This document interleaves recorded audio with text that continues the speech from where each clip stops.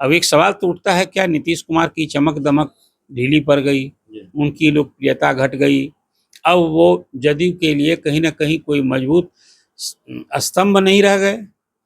अब असेंबली के चुनाव में तो वो सचमुच में ये नतीजा तो देखने को मिला ही था ना, कि वो मुख्यमंत्री थे और उनकी पार्टी तीसरी नंबर की पार्टी हो गई थी। एक 42 सीटें आई थी, उस 242 सबसे बड़ी पार्टी के रूप में राजद उभरा और उसके बाद बीजेपी उभरी थी। तो विधानसभा के चुनाव में तो एक बात हुई कि वो कहीं लोजपा रामविलास की पार्टी मतलब चिराग ने खेल किया था, इसके कारण हुई। लेकिन लोकसभा के चुनाव में जा रहा है नीतीश कुमार का ही तो लिटमस टेस्ट था। अब वो खुद भी जदयू के अध्यक्ष हैं और तब भी हार का ही उनको ज्यादा नुकसान हुआ है। ये एक पहले से भी आभास था अभिषेक जी, यदि सच्ची बात मैं कहूँ तो ये था कि नीतीश कुमार का पाला बदल करने से एक तो उनकी छवि का नुकसान हुआ था और उनके जो सिटिंग एमपीज थे उनके बारे में स्ट्रॉन्ग एंटी इनकम्बेंसी फैक्टर थी। जेडीयू को भी नुकसान हो रहा है, नीतीश कुमार भी अपनी कई सीटें, जेडीयू भी अपनी कई सीटें गंवा रही है। नीतीश कुमार के चेहरे की चमक दमक खत्म हो गई है, साख खत्म हो गई है, वोट बैंक, आधार वोट बैंक में सेंधमारी हुई है। क्या हुआ है, और अगर ये हुआ है तो फिर 2025 में नैया कैसे पार लगेगी विधानसभा चुनाव? देखिए 18वीं लोकसभा के चुनाव में बिहार में एक और तेजस्वी यादव जो महागठबंधन के नेता थे, 251 रैली जिन्होंने की, जनसभा संबोधित की अकेले। पूरे महागठबंधन की ओर से मुकेश सहनी भले साथ जाते थे, लेकिन महागठबंधन की ओर से एक अकेला चेहरा तेजस्वी ने कड़ी मेहनत की। अब नेचुरल है कि बिहार के मुख्यमंत्री हैं नीतीश कुमार, जदयू के अध्यक्ष भी हैं, लेकिन एग्जिट पोल जो आ रहा है उसमें दिखा रहा है कि इस चुनाव में बीजेपी की तुलना में जदयू को ज्यादा नुकसान हो रहा है। ये क्या संदेश जाता है?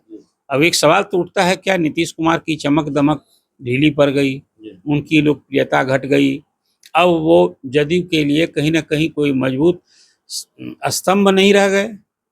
अब असेंबली के चुनाव में तो वो सचमुच में ये नतीजा तो देखने को मिला ही था ना, कि वो मुख्यमंत्री थे और उनकी पार्टी तीसरी नंबर की पार्टी हो गई थी। एक 42 सीटें आई थी, उस 242 सबसे बड़ी पार्टी के रूप में राजद उभरा और उसके बाद बीजेपी उभरी थी।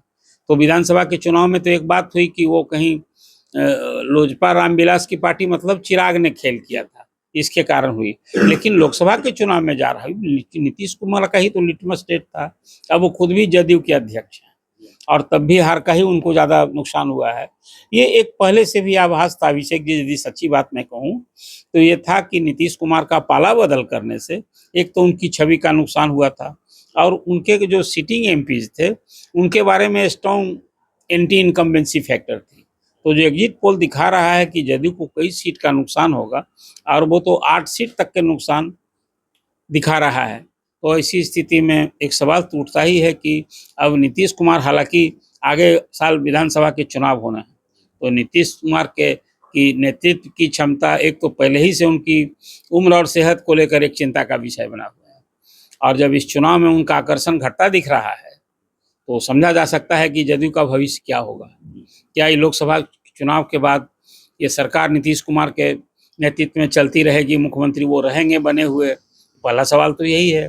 फिर आगे के चुनाव में अभी तो समझौता भाजपा से हुआ है कि लोकसभा के चुनाव भर, तो फिर क्या यहाँ नेतृत्व परिवर्तन होगा, नीतीश कुमार केंद्र की राजनीति में जाएंगे?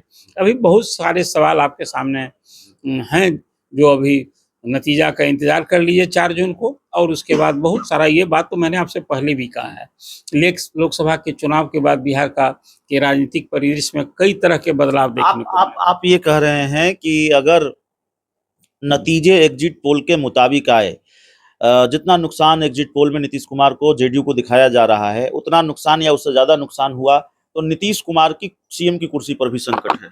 बिल्कुल। अब तो जो विधानसभा के चुनाव में जो पार्टी पिट गई हो और उनके नेतृत्व में आखिर एनडीए के, अभी तो बिहार में लीडर नीतीश कुमार ही है ना।